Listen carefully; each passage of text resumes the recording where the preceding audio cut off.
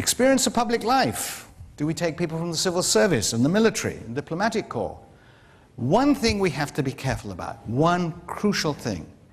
If you've got members on your board who are on your board just because they have had a reward for past service, they don't understand that the job of a director is about the future.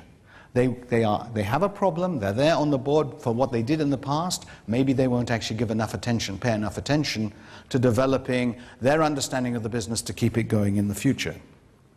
Age, I don't know the answer to that.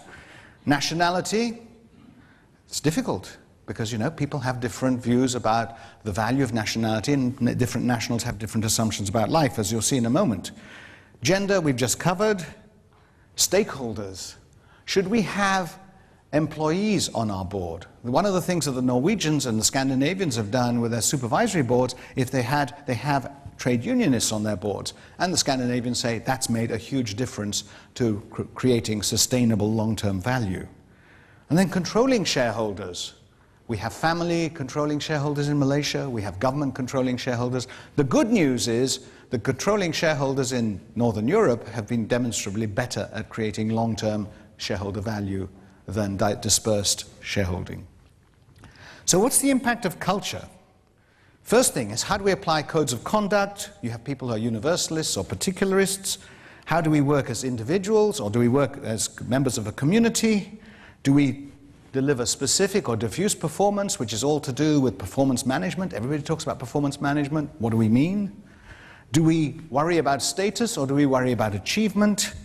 And how do we manage our time? These are all the things that make interpersonal dynamics so difficult. So let's just see. Universalists, they're people who focus on rules rather than relationships. They're the lawyers. They say these rules apply in all circumstances. Whereas particularists say, well, actually, the relationship's more important, the particular circumstances in which we find ourselves is more important, so let's waive the rules. Sound familiar? Sounds like Malaysia a bit, doesn't it? There's always a waiver for a rule. We have the best rules in the world, but we have particular circumstances in which these rules don't apply. The problem, if you do that too much, is you undermine the validity of your rules. So we have to apply the rules and procedures universally to ensure equity and consistency, but we don't want to degenerate into rigidity and bureaucracy, so we must encourage flexibility, but we don't want to drown in chaos. Bit complicated, isn't it? So what do? We actually have central guidelines with local adaptations and discretion. You have to find the balance. So that's a problem on a board, particularly if you've got people from different cultures. The next thing, individualists or communitarians. Individualists are about competition, they're inner-directed, and they believe that the individual is self-made. Communitarians, most Malaysians, 55% according to Hofstetter, are communitarians, believe in cooperation and looking outside first. Believe the social system creates personal success. So you can see if you've got people on a board who have these different views, how are you going to reconcile this? And the way is you encourage individual freedom and responsibility, but you don't want to be self-centered and selfish or have forced compromises, so you must encourage flexibility by adapting to particular situations. But if you do too much, you get conformity and you get mediocrity. So what we have to do is give clear objectives with individual initiative and accountability to succeed in meeting overall team goals. So what you're measuring is the individual's ability to help the team, as opposed to just help him or herself. This is not okay. Then we get specific, meet, and diffuse. These are two peaches, and basically this is an American meeting an American. They're very friendly, they're very open, they'll invite you into your house, into their house, they'll go into your fridge, all the sorts of things that you regard as very private. But it doesn't mean anything, because so much of American interaction is in the soft part of the peach, which is their public persona. The private part of themselves is very small. You don't get there very easily, but you think you're there. So that's if you have an American meeting an American. If you have a German meeting a German, there is the opposite. It's a coconut, right? A very hard shell, everything's very private, you don't know what's going on inside them, right? You actually need a PhD in telepathy to understand them, and so there's no relationship. But If an American meets a German, you get a problem, because the German thinks he's actually moving into the private space of an American. The American is trying to get into the private space of the German and understand each other, and they don't. And so you get some serious difficulties. So that's the danger zone. So how do we recognize the differences? Okay, think about this. And remember, Malaysia is much more diffuse than, I'm an Anglo-Saxon, even though my wife's a Malaysian, and she hasn't managed to turn me into a diffuse person yet. I still default into specific. In specific, what are you looking at? How do you trust people? You trust people based on the report they give you. As a boss, you get the report, it's factually accurate, it solves all the problems, I trust you, right? Second thing is, I, in a specific environment, regard the organization as an instrument to achieve tasks. When the tasks are completed, I reconfigure the organization. The social relationships are not important. Whereas if you're diffuse, the rapport leads to the report. First, you spend lots of time making sure you understand each other, you build a relationship, and only when you've got the relationship do you have trust. That's the problem, right? Particularly if the two people are expecting different things. And an organization is social. You come to work to have social interaction, and you see this. Where do people in Malaysia get their bad news? Not in the office, but over teh tarik outside. Because that's a social environment, it's easier for them to actually listen and get the bad news or the good news. So, what are we talking about here? How do we reconcile these differences? The quality of the product or performance needs to be developed so that eventually the quality of the relationship itself can be developed, because that's the guarantee of the quality of the product. That's the circle. So how do we reconcile that? Recognize that the quality of the product or performance depends on the quality of the relationship. So again, if you've got a diverse board, you have to understand these differences. Achieved or ascribed status. Achievement-oriented. Again, this is the Anglo-Saxon model. It's what did you study, what did you know? It's the technical know-how model.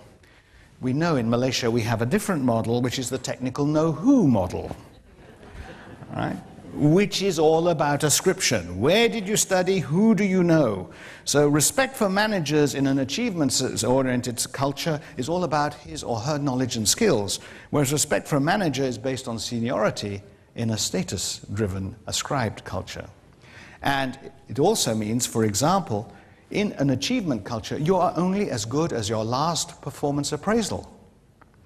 Whereas in an ascribed culture, you're as good as the whole of your career. So people will say, you know, 20 years ago he did a lot for the company. 15 years ago he did a lot for the company. 5 years ago he wasn't doing so much, and now he's a bit stale, but we should take into account the whole of his career.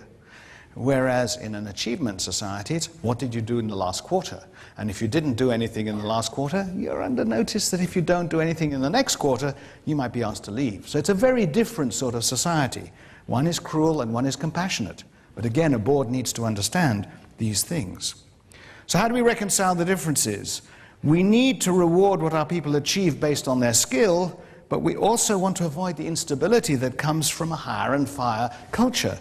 So we need to respect who our people are based on their experience, but we don't want to be hindered in our achievement by not challenging the status quo, because the problem with having a seniority Buggins turn, the shoes of the elder statesman being emptied, is that you get dead men's shoes and dead men's places. So we must respect what people are so we can better take advantage of what they do. Time. One of the huge differences, I worked in Hong Kong for 15 years.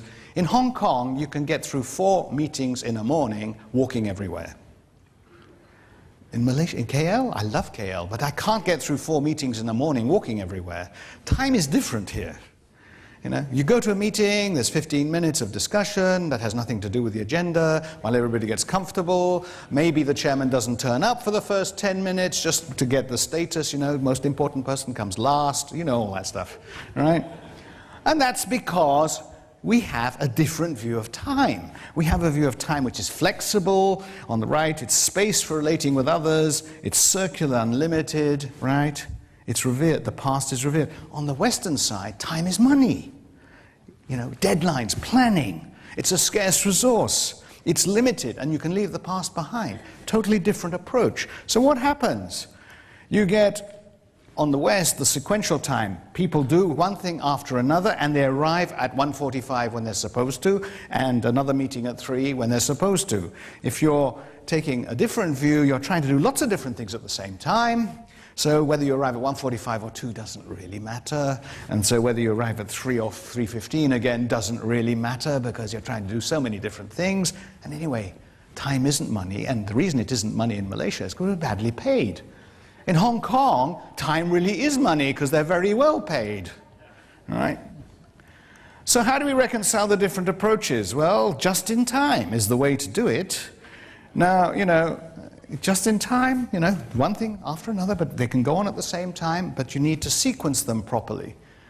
You know, the difference between the Japanese and the Americans in their production systems. So the Japanese invented just in time. The Americans had just in case. Right? And sometimes I worry that Malaysia might have just too late. So, just in time. Now this is interesting because this is about Malaysians. This is research done about a major oil company. It's one of the big multinationals. I don't want you to look at all the numbers, but just take a look at this. You have imagine a board where you have a Scot, a Chinese, an Indian, and a Malay. All Malaysians, right? But the Scot obviously isn't. Look at harmony. The Scot puts 0 value on harmony. So does the Indian. The Chinese and Malays put a very high value on harmony. So imagine a board meeting where the Scot and the Indian are dominating and pushing their position and shouting at each other. The Chinese and the Malay are looking at each other and wondering what's going on. And how do we get a word in here, right? Take task. Malays, Indians, and Chinese think that in Malaysia think that the task isn't that important. The Scot is totally focused on the task. Remember I said instrumental versus social. Take, let's see, polychronic time, okay. Monochronic time. The Scot is more interested in doing things one at a time. You've got the Chinese doing many things at the same time. You've got, you know, so you could see that if you go through this list, just in the diversity that is in this country, you have problems of assumptions.